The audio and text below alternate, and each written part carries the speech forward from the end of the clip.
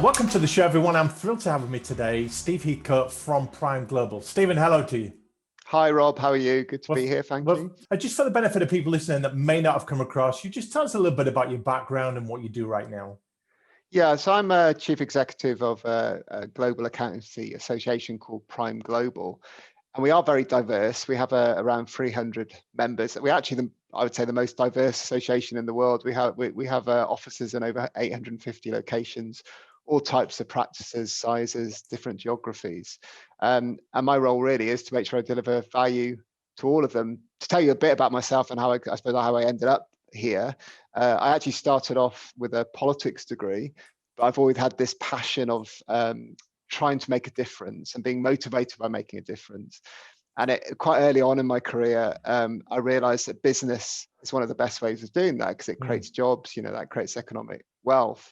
That took me to accountancy.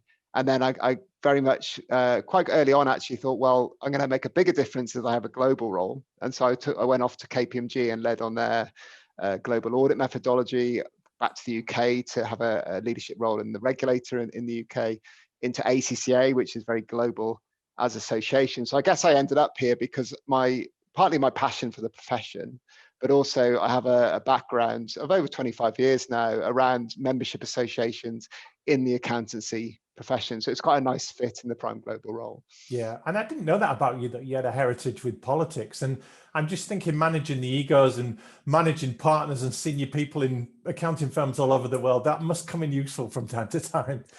It does, yes. I think politics is a great discipline because it brings a bit of everything, a bit of psychology, a bit of economics. Yeah, but yes, yeah, you do have to have a good understanding of what motivates people. Yeah, sure. That's right.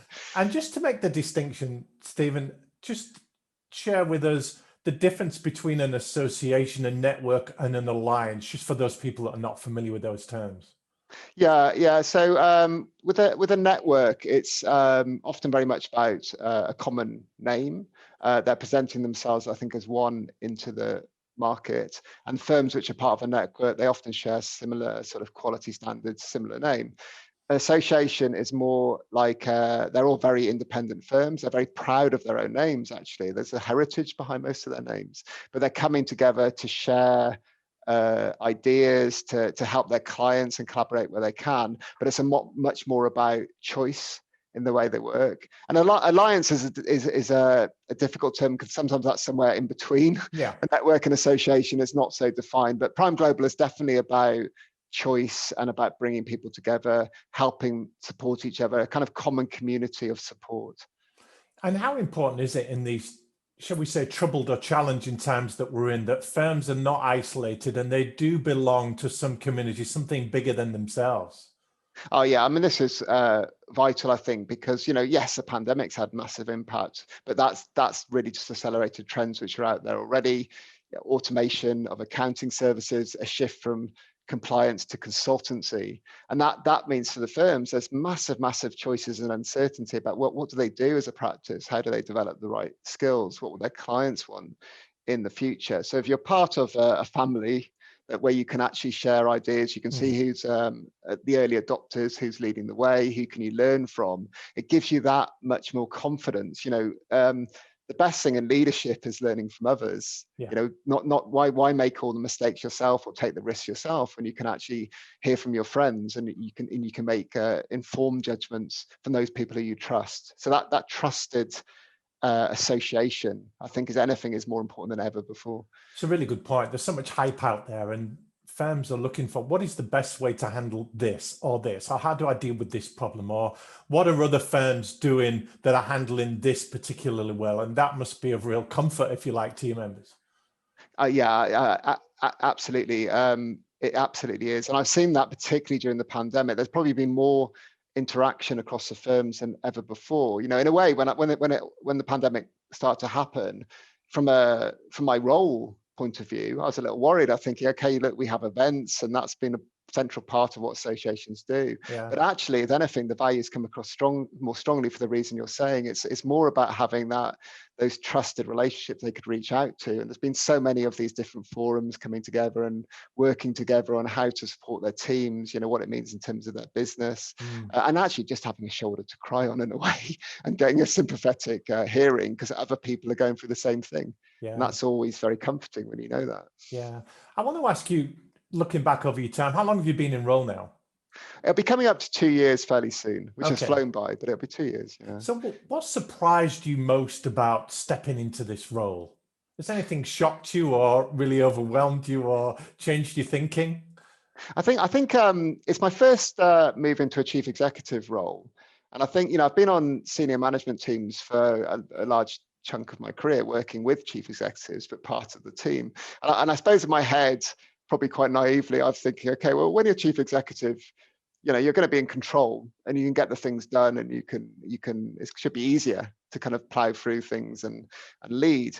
But actually, I think, very quickly when and it should have been obvious in a way, but when I got into the role, you realize, no, look, it's still actually more about influence, helping people see your vision, making sure that they feel they know where they're trying to get to, but then they're empowered themselves. And that takes a huge amount of work, both with the accountancy firms, but also with my own team, to hear them, listen to them, and then bring them to a common place. And I think that was probably a surprise in a way, that actually when you're in the CEO role, the leadership is still through others, and you're there trying to kind of help get them to the place you believe is right, but it's still your ability to do that depends on your influence and ability to persuade others that's the right place to go.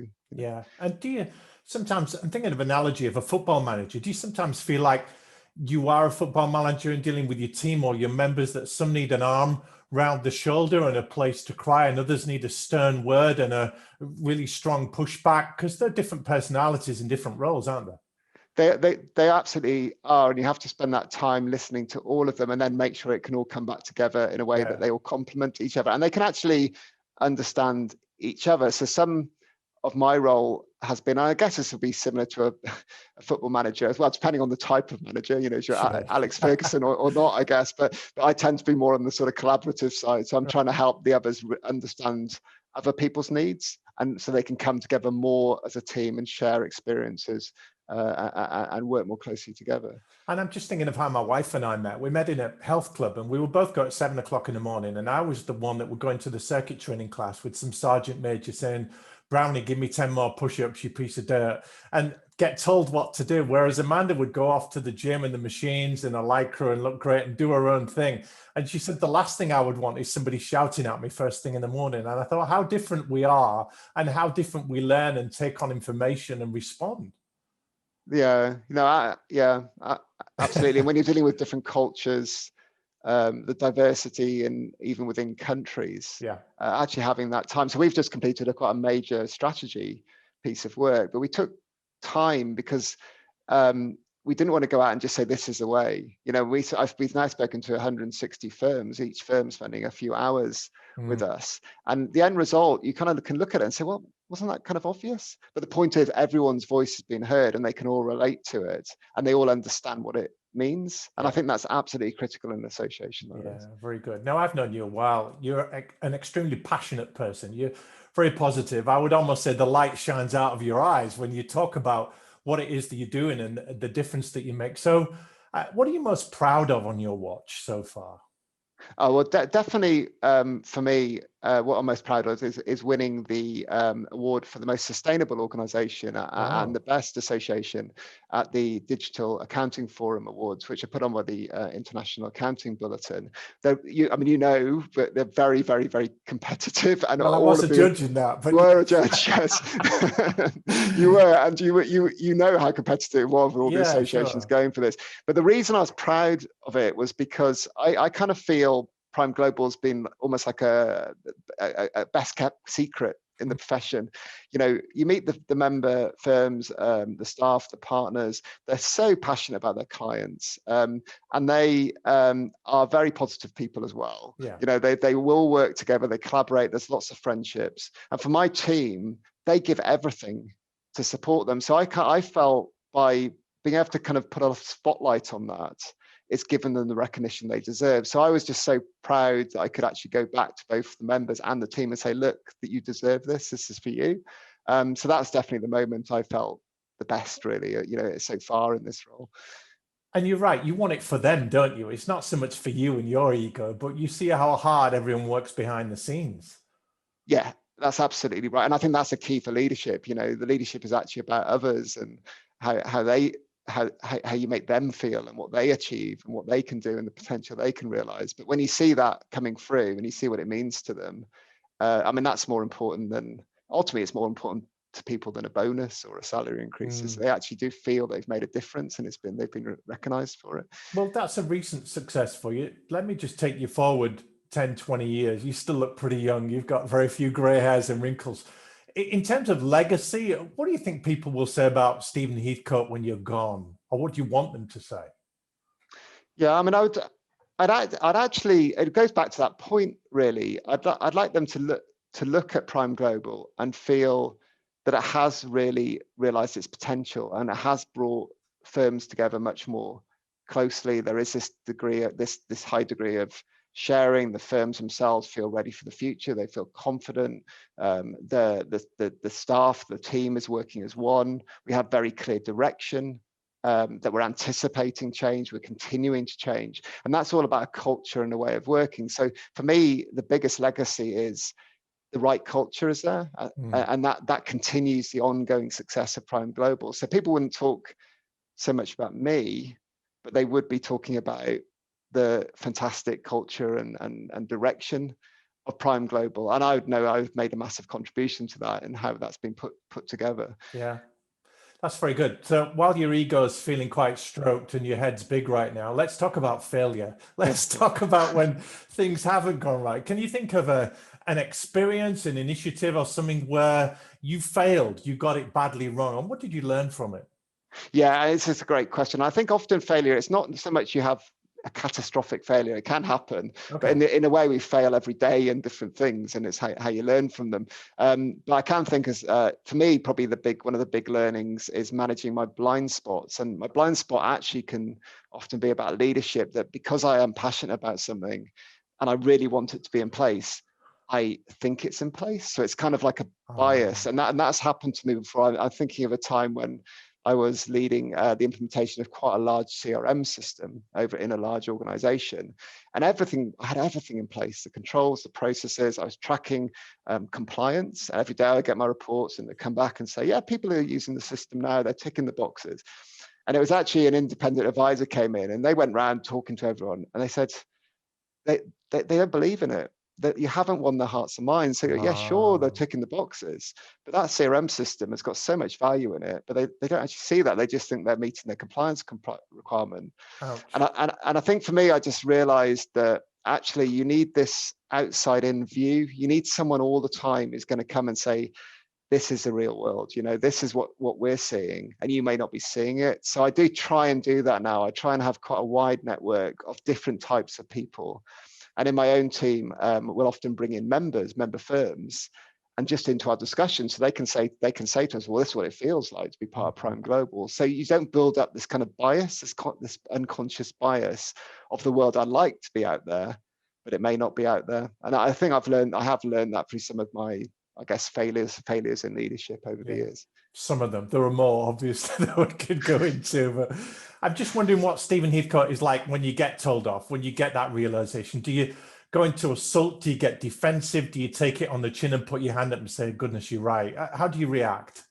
Yeah, I mean, it's always difficult for all of us. You get feedback you don't want to hear, or you see something happen you don't want to hear. And the same with everyone. My first reaction can be, oh, that can't be right. But again, you learn denial. Denial. But I've learned that nearly every time that happens, you get something from it which makes you better, and it takes reflection time. So it's really important to disconnect, come back, and actually go back to why am I doing this? And I'm doing it because I want to make a difference. I want to make an impact. And if that's what you believe, anything tells you, any experience you have to think, well, that's good. I heard it, because they would have been saying it anyway. So it's best you hear about it, and then you can decide what you do about it. So for me, it's it takes a little time, I hear, but then I have to reflect, and then I'll start to kind of think, okay, what's the best way forward on this? But that could actually take me, potentially a few weeks to work it all through to kind of get to a point that I kind of understand what I've heard and what I'm going to do. Yeah. Now, I know what a voracious learner you are. You seek out mentors and coaches. You're accountable to people. You want to be in and part of the conversation with other influencers and leaders like yourself. So tell us about who's spoken into your life. Any particular bits of advice you've been given over the years that have really served you well in your leadership role? Oh, and I have been very fortunate because I've been working with some great people. But one of those really very strong leaders was the chief executive of the Association of Chartered Certified Accountants, Right. Helen Brand. I'm sure, Rob, if you've met Helen, but I've come across a Helen, yeah. very impressive leader. And when I first took this role, I kind of asked her, I said, look, any advice for CEO? And she said, look, just remember, always do what you think is right. And that advice I go back to it almost every day, because you can sit in this type of position and you start worrying about, oh, can I get this through the board? How will I maneuver something through? What's going to be the reaction for someone? Should I wait? There's all these uncertainty out there. But actually, if you go back to that point about, okay, what do you actually think is the right thing? And you listen to others, but what is the right thing to do? And then stick to it. I think what happens that hopefully people come with you, and certainly they understand why you're taking a particular position. But if they don't, I might be in the wrong place, and that's fine, but at least I've shown the right leadership for the right reasons. So personally, I found that advice very, very helpful. Yeah. My background was in teaching. I was a maths teacher for a number of years. And what dawned on me about the career progression was that as you upgrade to head teacher and beyond, it takes you away from the children that gives you the most passion about the job, the teaching. So I'm intrigued to ask you if being a leader has taken you away from what you love doing the most. Yeah, it's a great question, because actually what I found is what I love doing most has changed. And I'm fortunate that the leadership roles have changed with it. So I know exactly what you mean, because what I love doing is leading change, right. And being part of change. And I go from my career, nearly all the roles I've had, there's been something behind that has been trying to think about the future, trying to move an organization on, get to a better place. And I love kind of working on that and getting my hands dirty on that and kind of seeing it through. But then when you're in this role, it's also still about change, because I'm anticipating, but it's about others doing that. And what I've started to do is take a love and take pleasure from seeing the team deliver something, or seeing an individual who starts to really rise up and realize their potential. And that's much less about me doing it myself, but you can kind of get pleasure about seeing others do it. So I still, I do still love this role, but perhaps for different reasons for, what I used to love doing in earlier stages of my career. But you are doing an excellent job of painting a very pretty picture of your role. Like, it's all roses and it's great and it's passionate and you're leading change. But there must be some things that frustrate you about your job, about the accounting profession generally, the space that you're in. Do you want to have a little rant? Yeah, no, well, no, it's definitely on the accounting profession. I get extremely frustrated with where we are in terms of diversity of the profession and the leadership. Because you look at it today that, say, in terms of female leadership, less than a fifth of partners, and this is pretty much globally, are female. And I look back at I've been involved in the accountancy profession over 25 years now.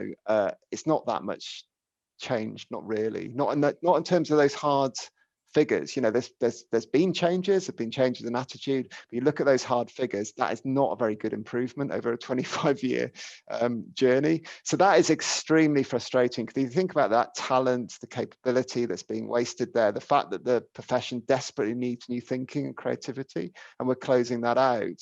That is frustrating. I'm hoping the pandemic may have opened people's mind up to a more flexibility around working, seeing the value of different contributions. It's been a bit of a leveler in how people contribute.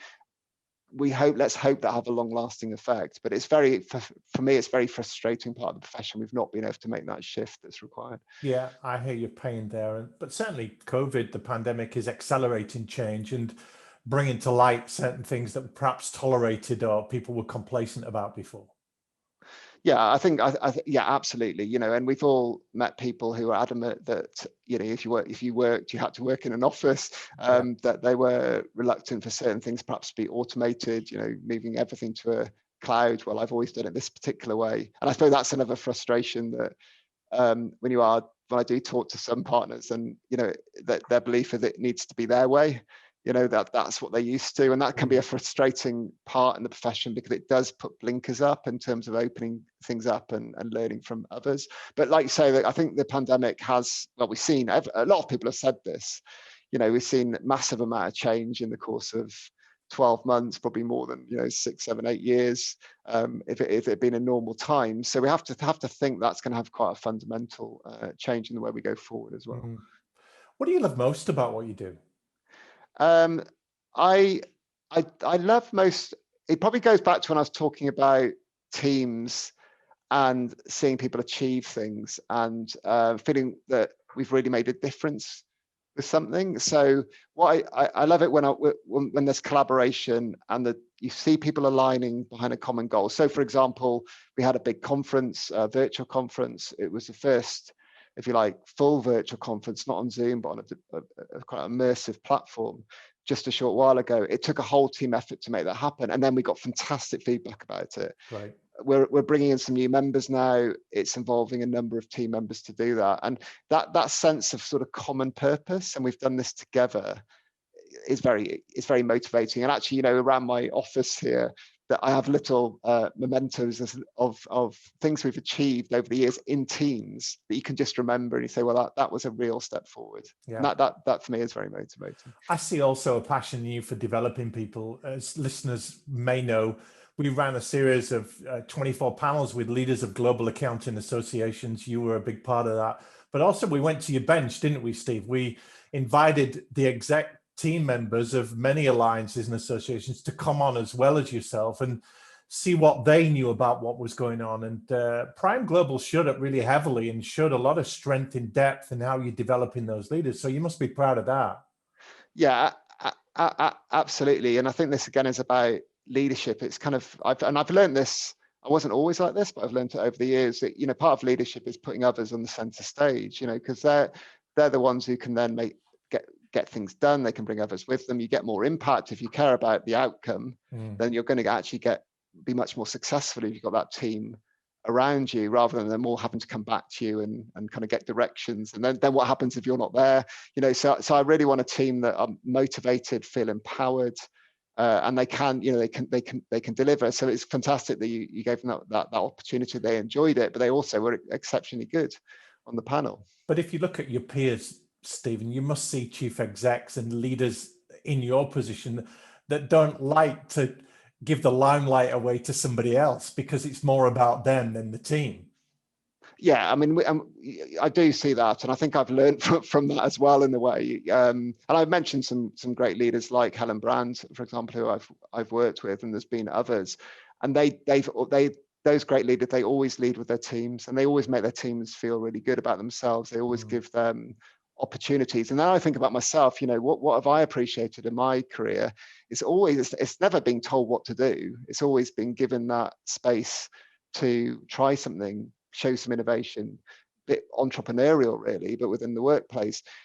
Well, if that's what motivates me, I'm sure it's what motivates others. So I do try and make sure I don't follow that example. I don't, you know, to me, it's not, leadership isn't about the individual. It's about the collective. It's about collaboration. It's about a team. That sounds wise. Is there a particular thinker or a book or a movement that shaped your philosophy in life and business? Because I know how much you think about things.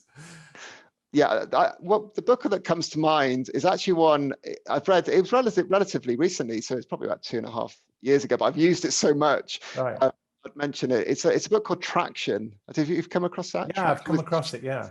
Gino Wickman wrote the book, and it's actually aimed at entrepreneurs, but it's aimed at businesses which are just getting to that point where if they really want to go to the next level, they're going to have to scale. So they need to make sure that they've got the right systems, they've got the right dashboard, if you like, to be able to monitor their business, the right capability in the right places.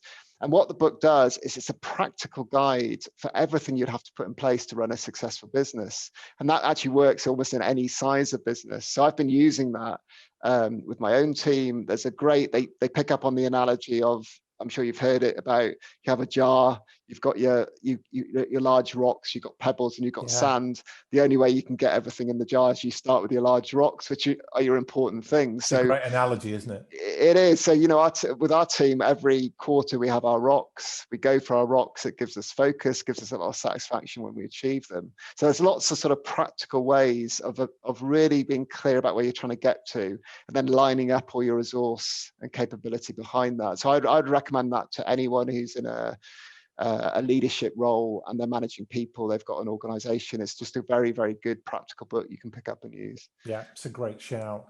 Now, we touched earlier on the hype that is in the accounting profession, in your world and mine.